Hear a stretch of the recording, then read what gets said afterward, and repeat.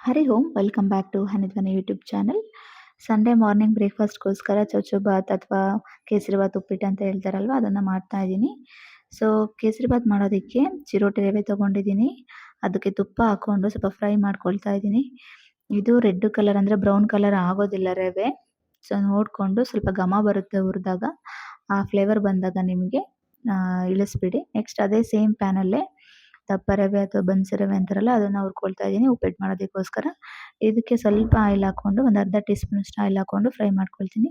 ಇದು ಸ್ವಲ್ಪ ಚೆನ್ನಾಗಿ ಡೀಪ್ ಫ್ರೈ ಮಾಡ್ಕೊಳ್ಳಿ. ಇದು ಬ್ರೌನ್ ಕಲರ್ ಬರುತ್ತೆ, ಅಂದರೆ ಕೆಂಪಣ್ಣು ಕಲರ್ ಬರುತ್ತೆ, ಅಲ್ಲಿವರೆಗೂ ಕೂಡ ಫ್ರೈ ಮಾಡ್ಕೊಳ್ಳಿ. ಮೀಡಿಯಮ್ ಫ್ಲೇಮಲ್ಲೇ ಫ್ರೈ ಮಾಡ್ಕೊಳ್ಳಿ. ತುಂಬ ಹೈ ಫ್ಲೇಮ್ ಇಟ್ಕೊಂಡ್ಬಿಟ್ರೆ ಬೇಗ ಸಿದೋಗ್ಬಿಡುತ್ತೆ.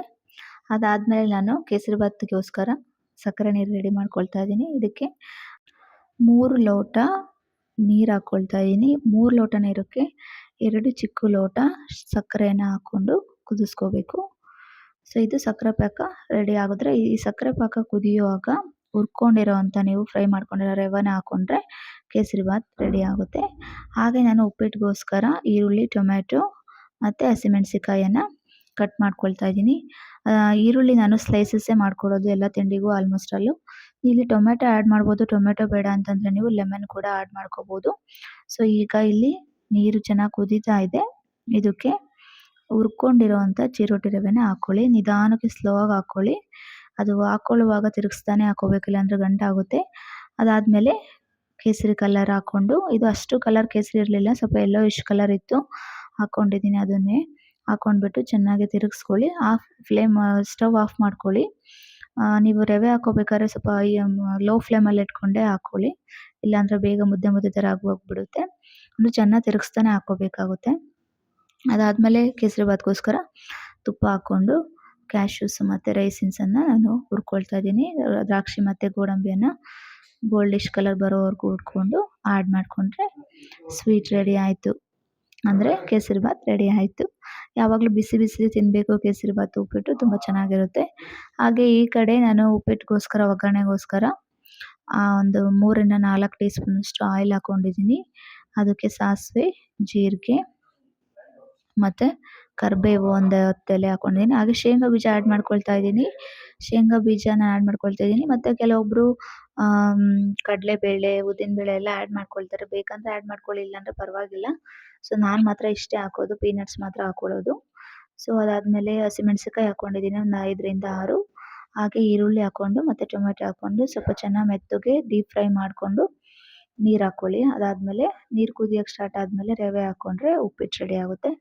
ಸೊ ಒಗ್ಗರಣೆಯಲ್ಲಿ ಸ್ವಲ್ಪ ಚೆನ್ನಾಗಿ ಆಯಿಲ್ ಸ್ವಲ್ಪ ಜಾಸ್ತಿನೇ ಇರಲಿ ಉಪ್ಪಿಟ್ಟಿಗೆ, ಇಲ್ಲಾಂದರೆ ಫುಲ್ಲು ಡ್ರೈ ಥರ ಇದ್ರೆ ತಿನ್ನೋದಕ್ಕಾಗಲ್ಲ.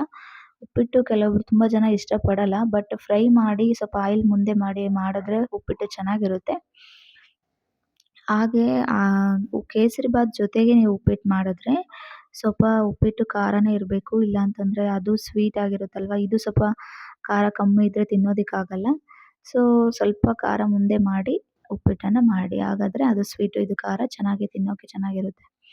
ಇಲ್ಲಾಂದರೆ ಸೇರೋದಿಲ್ಲ, ಅದು ಖಾರ ಕಮ್ಮಿ ಇದ್ದು ಅದು ಸ್ವೀಟ್ ಇರುತ್ತಲ್ವ, ಸೊ ತಿನ್ನೋದಕ್ಕಾಗಲ್ಲ ಜಾಸ್ತಿ. ಸೊ ಉಪ್ಪಿಟ್ಟು ಆಲ್ಮೋಸ್ಟ್ ಯಾರೂ ಇಷ್ಟಪಡಲ್ಲ, ಕೆಲವೊಬ್ಬರು ಇಷ್ಟಪಟ್ಟು ತಿಂತಾರೆ, ಅವರಿಗೋಸ್ಕರ ತೋರಿಸ್ತಾ ಇದ್ದೀನಿ, ಅವ್ರು ಮಾಡ್ಕೊಂಡು ತಿನ್ನಿ. ಸೊ ಈ ಒಗ್ಗರಣೆಗೆ ಅದು ಚೆನ್ನಾಗಿ ಬೆಂದಾದಮೇಲೆ ಒಗ್ಗರಣೆಯಲ್ಲಿ ಈರುಳ್ಳಿ, ಟೊಮೆಟೊ, ಹಸಿಮೆಣಸಿಕಾಯಿ ಎಲ್ಲ 3 ರಿಂದ 4 ಲೋಟದಷ್ಟು ನಾನು ನೀರನ್ನು ಆ್ಯಡ್ ಮಾಡ್ಕೊಂಡಿದ್ದೀನಿ. ಅದು ಚೆನ್ನಾಗಿ ಕುದೀತಾ ಇದೆ, ಒಂದು 2 ರಿಂದ 3 ನಿಮಿಷಕ್ಕೆ ಕುದಿ ಆಗುತ್ತೆ. ಸೊ ಒಂದು 3 ಮಿನಿಟ್ಸ್ ಆದಮೇಲೆ ಕುದಿಯುವಾಗ ತಿರುಗಿಸ್ತಾನೆ ಸ್ಪೀಡಾಗಿ ತಿರುಗಿಸ್ಕೋಬೇಕು. ಸ್ವಲ್ಪ ಜೋರಾಗಿ ತಿರುಗಿಸ್ಕೊಂಡು ನಿಧಾನಕ್ಕೆ ರವೆ ಹಾಕ್ಕೋಬೇಕು. ತಿರುಗಿಸುವಾಗ ಜೋರಾಗಿ ತಿರುಗಿಸ್ಬೇಕು. ತಿರುಗಿಸ್ಕೊಂಡು ಮತ್ತೆ ಒಂದು 2 ನಿಮಿಷ ಸಿಮ್ಮಲ್ಲಿ ಲೋ ಫ್ಲೇಮಲ್ಲಿ ಮುಚ್ಚಿಟ್ಬಿಟ್ಟು ಬಿಡಿ.